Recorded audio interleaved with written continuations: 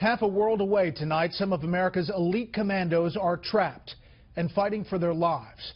It's happening in Marja, Afghanistan. One American special operator is already dead, 2 others wounded. At this hour, more than a dozen other commandos are surrounded by what appears to be emboldened Taliban fighters in that region more than 1 year after President Obama declared that combat operations are over in that country. National Security Correspondent Jennifer Griffin has tonight's still developing top story from the Pentagon. Good evening, Jennifer.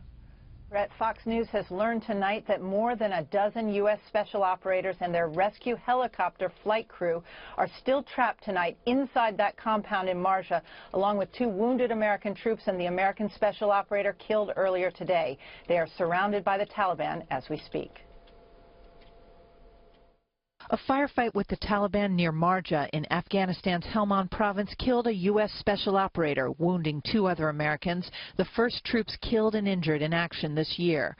One rescue helicopter had to be waved off after taking fire, while another helicopter remains on the ground after striking a wall with its rotor blades.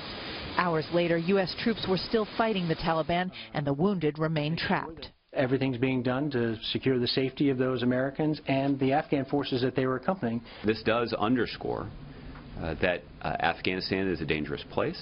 But neither the White House nor the Pentagon will say those troops were killed in combat because the president declared the war over a year ago and again in October. Last December, more than 13 years after our nation was attacked by al-Qaeda on 9/11, America's combat mission in Afghanistan came to a responsible end. 22 U.S. service members were killed in Afghanistan last year, including 6 on patrol in December, killed by a single Taliban suicide bomber.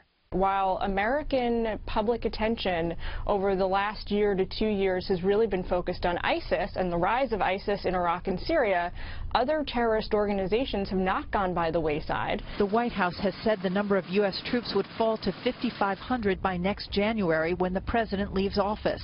There are 9,800 U.S. troops currently in Afghanistan. The top U.S. commander there said he hopes all 9,800 will stay as long as possible. Quote, "Every time I've gone to the president and said, I need X, I've been very, very fortunate that he's provided that. So he's been very flexible." Former Obama administration officials predict Afghanistan will reemerge as a major national security issue for the White House this year. The Taliban have made major gains over the last year. General Campbell already last week said we need upwards of 10,000 troops, which is double the number the president is currently looking at. A senior U.S. defense official tells Fox that the team of special operators, the injured Americans, and the downed helicopter crew have been holed up in that compound for hours, describing a harrowing scene. An AC-130 was called in for cover until another rescue can be mounted when day breaks. Brett?